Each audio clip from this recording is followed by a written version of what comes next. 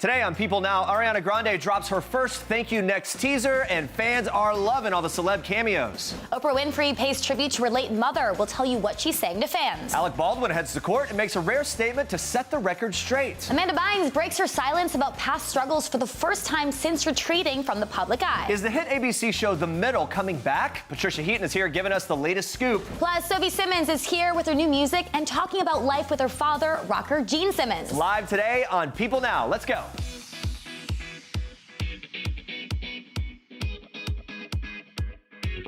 Good afternoon, everybody. Welcome to People Now. Great to see you. It's a pretty big day for all you Royals fans out there because today marks, you already know this, the one-year anniversary of Prince Harry and Meghan Markle's engagement announcement. Oh, yeah, That's how specific and dialed in we are. To celebrate the day, we're asking you to send in your favorite gifts of the royal couple. So tweet us your Harry and Meghan gifts with the hashtag People Now. You might see them on the show. Can't wait for that. We'll check in on your responses a little later. But for now, here's what you need to know and what's trending today. Beginning with this, the first teaser for Ariana Grande's highly anticipated Thank You Next. Woo! It is here. Take a look and listen.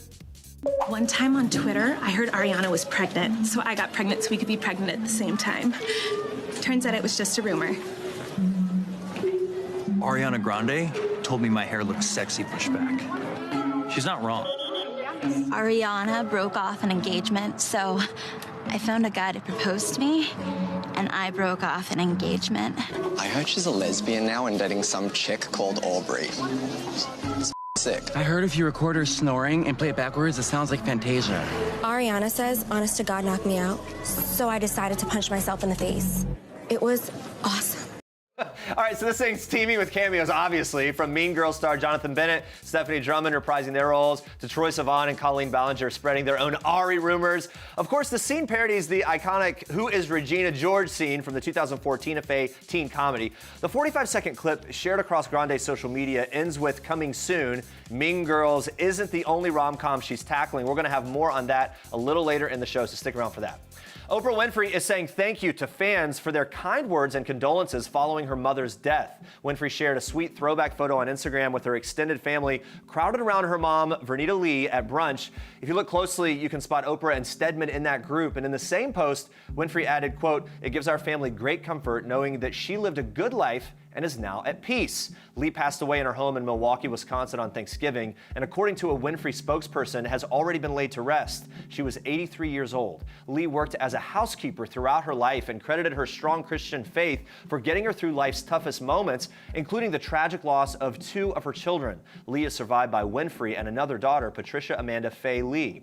Before her death, Lee spent her final years in the comfort of her own home thanks to Winfrey's success. During a 2010 interview with Barbara Walters, Winfrey explained that she retired her mother and father because she wanted to, quote, take care of them and to provide for them and to make sure that they never had to want for anything as they had tried to do for me. That was her quote. All right, on to this. ALEC Baldwin appeared in court on Monday, November 26th, after allegedly assaulting someone over a parking spot earlier this month. Baldwin was issued a summons for misdemeanor assault and harassment. The actor has denied these allegations, posting back-to-back tweets following the incident. Those tweets said, quote, "Normally I would not comment on something as egregiously misstated as today's story. However, the assertion that I punched anyone over a parking spot is false. I want to go on the record stating as much. I realize that it has become a sport to tag people with as many negative charges and defaming allegations as possible for the purposes of clickbait entertainment. Fortunately, no matter how reverberating the echoes, it doesn't make the statements true." Now, the Donald Trump impersonator's lawyer, Alan Abramson, denies all claims, stating, quote, "Mr. Baldwin did not commit any crime. We are confident that once this matter is fully investigated, it will be resolved swiftly and appropriately in court." Unfortunately, this is not Baldwin's first run-in with the law. He was arrested in 1995 after being accused of assaulting a photographer. That was in Los Angeles. He was thrown off an American Airlines flight in 2011 after fighting with a flight attendant who asked him to stop playing Words with Friends and turn off his cell phone. And in 2014, Baldwin was arrested in New York for allegedly getting belligerent with police who said they stopped him for bicycling the wrong way on a one-way street. A source recently told People that while Baldwin does have a history of being a hothead, he frequently finds himself being provoked and taunted and harassed by the paparazzi. Baldwin is due back in court on January 23rd. We'll keep you posted on all that. And Andrea, you've got more for us in Star Treks. Yes, we are kicking off Star Treks with one of Broadway's best on Ellen. We all love this man. Lin-Manuel Miranda is about to receive a very well-deserved Kennedy Center honor, but on Tuesday, he stopped by the Ellen Show and revealed the hardest thing about filming his latest project, Mary Poppins Returns. And spoiler alert, it might not be what you expect. You would think it's the incredibly elaborate dance numbers, and that was hard. But there's like one scene in this movie where I light a lamp, ride a bike, steal an apple from a cart, throw it to an orphan child, all while singing in a Cockney accent. That's the scene! That moment is the hardest 10 seconds of my life. I'm sure he looks great doing it, though. And what's one surefire way to Ellen's heart? Dogs, of course. The Hamilton mastermind shares that same puppy love, and he told Ellen the adorable story of how he took his mutt Toby home 7 years ago this week. Take a look. We were on vacation in the Dominican Republic, and we were not on the market for a dog. We were just on the market for some sun. And this 4-pound little starved thing came up and bit my wife's ankle on her beach chair. Yeah, that's not my wife's ankle. That's my very hairy ankle. I was going to say. But it was sort of, you know, she sort of chose us, and so we celebrated 7 years of that this Thanksgiving. That is the cutest little thing. So adorable. And don't miss Mary Poppins Returns when it hits theaters December 19th. Kerry Washington and her husband, football star Nnamdi Asomugha, made a rare public appearance on Monday, stepping out in the Big Apple for a special screening of If Beale Street Could Talk. The duo was all smiles on the red carpet, keeping it casual, with Kerry rocking blue jeans, a cream sweater, and brown heels, while Nnamdi wore a gray sweatshirt and navy trench coat. But it wasn't just your average date night. Kerry had a job to do as well. She hosted the screening, and the couple were very happy to pose for photos with the film stars Key Lane and Stephen James. Very fun. Now, Kerry and Nnamdi are notoriously private. They've been married for 5 years and share 2 children, but they've only been spotted out together a handful of times since they surprised us with their wedding news back in 2013. So safe to say, all eyes were definitely on them for their big night out. Well, Jason Momoa and the rest of the cast of Aquaman stepped out in London Monday night for the world premiere of the 6th installment of the DC Extended Universe films. And actress Amber Heard, who plays the Sea Queen, who's also Aquaman's love interest, said the best part of working on the film was actually how physically demanding it was. Really, take a look. Took a lot of training and resilience and patience at times, and suspension of your imagination as you're shooting these scenes where you're supposed to be commanding an army or falling in love or doing both in Atlantis, when you're really completely dry, suspended by wires 20 feet above the ground in an airline hangar in Australia. I will say that is definitely a look. Amber was stunning at the premiere in this sea-inspired gold and green Valentino gown with matching head cap. I kind of like it. Aquaman, eat your heart out. Jason was also inspired by his character at the premiere. At times, he even walked the carpet holding Aquaman's trusty trident like the king that he is. It's a bold move. I appreciate it. There's already been overwhelming praise for director James Wan's superhero movie debut. We'll see what fans think of the action when Aquaman hits theaters on December 21st. Very excited for that. And those are your Star Treks for today. All right, guys, stay with us. Amanda Bynes is finally revealing what caused her infamous Twitter meltdown and how she's doing today. Plus, we're live with singer Sophie Simmons. Could a father-daughter collaboration ever happen with her mega-famous musician dad, Gene Simmons? We're talking about that and her new music. That's coming up in just a bit. All right, guys, it's the 1-year anniversary of Prince Harry and Meghan Markle's engagement announcement. I mean, who's counting? Who's keeping track? We are. We've been asking you to send in your favorite gifts of the royal couple. Let's take a look at what you've been tweeting so far. Oh, that's from their first interview together after the engagement. Love that. You look amazing. Oh, that was one of the biggest moments from the wedding, right? Remember that? Yeah, I do. Everyone freaked out about that moment. Yeah, okay, here we go. Yeah, Prince Harry, this was on one of their recent trips, official royal trips, and a lot of people are talking about this. He just had such a great sense of humor the whole time. Yeah, he's a goofball. All right, keep sending in those tweets. All right, moving on to this. Monday night, Ariana Grande dropped the first teaser for Thank You Next, but she's been hinting on social media for weeks about what fans can expect from this new video. Fans have gotten all whipped up about it. Grande's been flooding her Instagram with photos from the set of her video, and it looks like she's going to be paying homage to 4 rom-coms, 13 Going on 30, Bring It On, Legally Blonde, and of course, Mean Girls. Those are classics. Now, the first peek we got was this gram with the iconic laptop from Legally Blonde, which Ariana, of course, captioned, "Whoever said orange was the new pink was seriously disturbed." She also shared 2 other blonde-inspired pics kicks one of her pups too loose on a pool float, taking on the role of Bruiser, of course, and another side-by-side with Legally Blonde star Jennifer Coolidge, who appears to be reprising her role as Paulette. Bend and snap, guys. I love it. Now for 13 going on 30, the hints were more subtle. A black and white pic of the dollhouse that magically transforms Jennifer Garner's character in the film, and this selfie captioned Big Time magazine editor, a beloved quote from the 2004 rom-com. Beloved, for sure. Now for the final movie tribute, Bring It On, Ariana went all in, posting 3 pictures from the set, all in cheerleading uniforms with her iconic high ponytail, of course. I cannot wait for this video, so Ariana, hurry up. All right, guys, for the first time since retreating from the public eye, actress Amanda Bynes is opening up about her breakdown and how she's come out on the other side. Bynes is featured on the cover of Paper Magazine's third Break the Internet special. Remember Kim K and that champagne bottle? It's that special. Who can forget about that? All right, now the 32-year-old details how drug use led to her spiral. She reflects on how her life has changed from her struggles that began 10 years ago. She's really open here. She tells the magazine she started smoking weed regularly at 16, and that, quote, later on progressed to doing Molly and ecstasy. Wow, and although the actress admits to trying cocaine, she says it was never her drug of choice, but she adds that she did abuse Adderall and that drug was the reason she ended up dropping out of the movie Hall Pass. But it wasn't until seeing herself in the film Easy A, starring Emma Stone, that Bynes decided to quit acting on the spot because she was appalled by her appearance. The actor also says that she got deeper into her drug usage, started hanging out with a, quote, seedier crowd. She says it became a really dark, sad world for her. But things obviously turned around. 4 years sober, Bynes says she's thriving at the Fashion Institute of Design and Merchandising. She's ready to jump back into her first love, which is acting. We, of course, wish her all the best.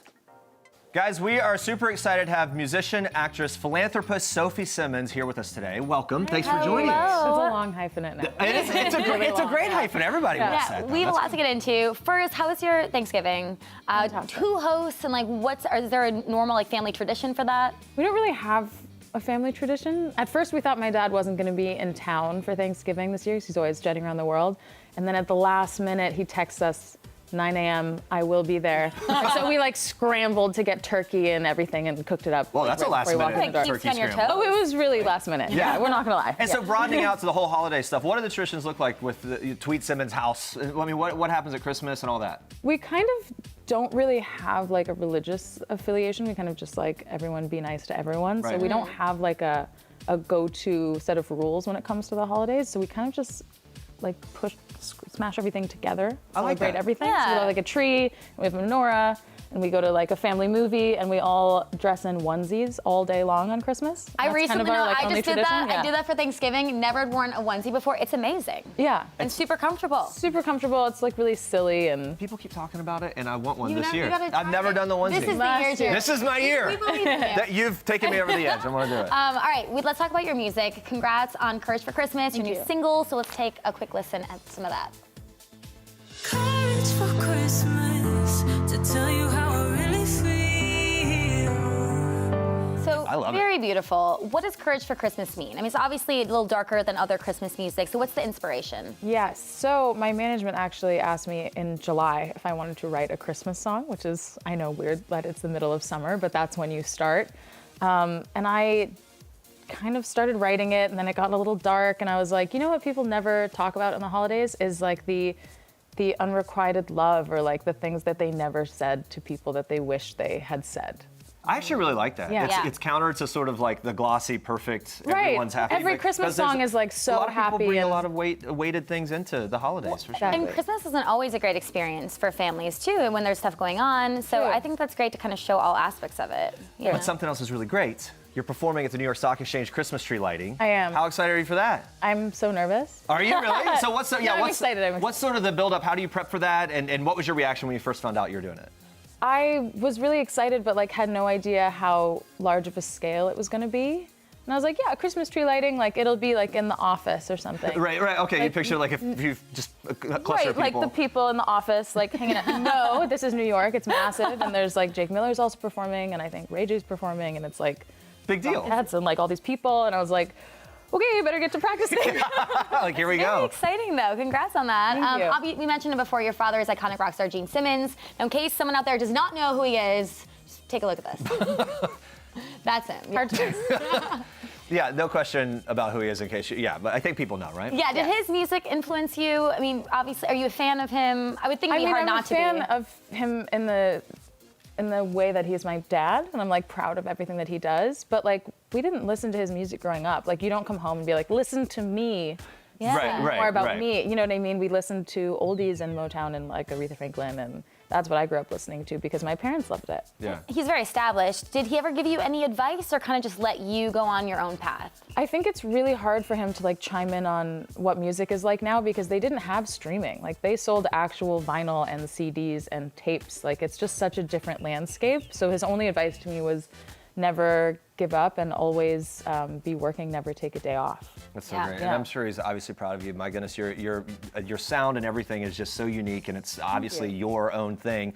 Kiss performed on The Tonight Show recently, announced that End of the Road tour. Yep. Any chance you would tag along at some point? I mean, you know, we just, of course, dream of like this father-daughter duo type thing. I'm sure my grandma like quietly dreams of this. But no, like, we've never talked about it. I recently asked him if he wanted to write a song with me because we've just never written together, and it would be such a shame to like go our whole lives and never have written a song together. And my whole family's really musical, so I always thought we should do that. But I think it would more just like be for us. Yeah. And less for the public, but more of just like, we should probably do that. Yeah, all right. Yeah. All right, before we let you go, you're performing tonight in New York. Where's the performance? And let's, I don't know, what are we going to hear? Courage for Christmas? You're going to hear Courage for Christmas Yep. and a bunch of unreleased music, and then, of course, like Paper Cut and Black Mirror, my songs that are already out. And it's at Mercury Lounge, and the doors open at 6:30, 16 and over, so everyone can. If you're in New York. Amazing. And I like Mercury Lounge. It's great. All right, you guys, thank you. Thanks for listening. Thanks for coming here. And make sure to check out her new song, Courage for Christmas. And don't forget to check out Sophie's performance at the New York Stock Exchange Christmas lighting on Thursday, November 29th. Festivities begin at 2:30 p.m. Guys, you know Patricia Heaton from the long-running TV sitcom Everybody Loves Raymond. She played Deborah, and she played Frankie Heck in The Middle. But did you know that the Emmy Award-winning actress is also working hard as a humanitarian all over the world? She joins us now. Patricia, thank you for being here. Thanks for having me. Yeah, it's again, good to talk guys. to you. Nice to see you. You have a lot going on. I want to start with this, though. We have this amazing footage of you in Zambia back in 2015. Right. So you were traveling with World Vision. You first met the child that you now sponsor. Yes, gracious. Isn't she adorable? My son, Dan, who was 15 at the time, he came with, and he met his sponsor child, Aiden. He was able to build a bike for Aiden and his family. Giving a bike to someone in Africa is like giving them a car. Yeah. It's a huge benefit to the family. So I got to see all the great programs that World Vision does. You know, every 60 seconds they bring clean water to a family, they bring food to children, they lift people out of poverty, and 85% of everything you give goes right to those programs. So when you're taking your hard-earned money and trying to figure out where will I have the most impact, personally, I feel World Vision is that place. Well, and that's kind of leading into what I was going to ask next. Obviously, a lot of children in need all over the world. Yeah. Gracious is this fantastic example. Tell us how she represents what people can do to help. Well, you know, because of her inspiration, I created this line for World Vision's gift catalog called the Grace Collection, named after her. And it's this gorgeous necklace. We got the bracelet. Got the bracelet here. We also have a scarf on display here. You know, if you give $260 to World Vision, you'll get all three, or you can buy them individually. And that money, as I said, 85% goes to kids like Grace, who, when I visited her, you know, I bought her a little box of Legos. And there was nothing. That's the only toy I saw ever when I went to Africa, is what I brought. So, but it gives them more than, you know, it's about education, it's about hygiene and health, and creating a sustainable, healthy life. Yeah, so the proceeds go to help these kids. That's right. Amazing. Do you have a favorite? And you get your Christmas shopping. And you get a Christmas shopping. Yeah. That's right. And these are really great pieces, by the way. They're really great pieces. You know, they're made in India by women artisans. They get a living wage, safe work environment, and they learn business skills. So it's beautiful all right. They're beautiful themselves. It helps women in India and helps children all over the world. And what are they able to do with the money, and how does that help them directly? So World Vision is the biggest provider of clean water in the world, and in fact, I'm going to Rwanda in February, and that will be the first country where World Vision in 2022 will have brought clean water to everyone in Rwanda. Wow. Yes. That's incredible. Yeah, and by 2030, World Vision hopes to have clean water to every developing country, and it looks like a possibility because we're ahead. So they also really help with things we don't think about. You know, when a girl gets her period, oftentimes she has to miss 1 or 2 weeks of school because there's no private place at the school for her to change. And World Vision is starting to put bathrooms in at the schools just for the girls. So it's the things that we don't think about, that we take for granted, that World Vision is in there making a difference in people's lives. I was just going to say that, something you don't even think about. No, we take it for granted. That's amazing. I love the work you're doing. I do want to talk about this. You're obviously one of the most iconic TV moms out there. Now, fans of you are. I'm glad you said it. Fans of the Middle are rallying to get the show back. To get the spin-off on. Yeah, to get the spin-off. You retweeted a couple tweets, so we know that you're down. Are you surprised that ABC let it go? I'm really surprised because I saw the pilot. First of all, we have a huge built-in audience. And, you know, Eden Scher is just so wonderful as Sue Heck. And Sue Heck is such a positive character, and we don't have a lot of those on TV. Yeah, and no, the you're country absolutely needs it right now. Someone who's just optimistic. And it was just hilarious and wonderful. And I think people want to see what's happening to the Heck family going forward. So, you know, hopefully ABC, if they can't use it on that network, can place it somewhere. Well, that's what we're going to say. A lot of people suggesting Netflix pick it up. Would you be on board if that happened? I would be on board. Listen, I want to get paid to go back and hang out with my friends. I completely have an agenda about this. Yeah, absolutely. And is the whole cast on board? Yes, They're absolutely. ready to go. We're ready to go. All right. Yeah. What was the reaction of the cast from the cancellation? Obviously very disappointed. Yeah, I mean, I talked to Eileen Heisler, who is one of the creators, and very disappointed. It's a lot of hard work, and as I said, I saw it, and it's so funny and so beautiful. So, you know, fingers crossed. Patricia, it's so good to talk to you. Thank you. Thank you for bringing all of this Thanks for and having all the me. awareness of everything you're doing. And guys, we'll be looking for you and with World Vision and maybe for the new show on Netflix. We'll see. Okay, we'll see. Thank you. All right, let's take one last peek at our question of the day. In honor of the anniversary of Prince Harry and Meghan Markle's engagement announcement, we've been asking you to send in your favorite gifts. All right, here's the one, tears. You Tears. remember this? So other than when he So said you look beautiful. amazing or whatever he said, this was the moment that so many people were talking about, wiping away the tears. I remember. It seemed like he's crying a lot. It really was just like one little moment. It was a quick wipe, but everyone was like, he's crying. There are tears. It's real love. I remember that morning so much, though. Everyone was in so much anticipation of it. Really early here, obviously, when we did our live show and everything. That carriage ride around town, I'll never forget that. That was so iconic. That was, I know. Yeah, and you living vicariously through them, you know? Well, especially because we followed her career up until that point. It's like, wow, princess. Coming up tomorrow, guys, maybe we'll talk more royals. We don't know. Melissa Joan Hart is here, though. She's going to get us in the holiday spirit. She's talking all about her new Lifetime movie, A Very Nutty Christmas, and more. You don't want to miss that. Thank you so much for watching, and we will see you tomorrow. Bye, guys.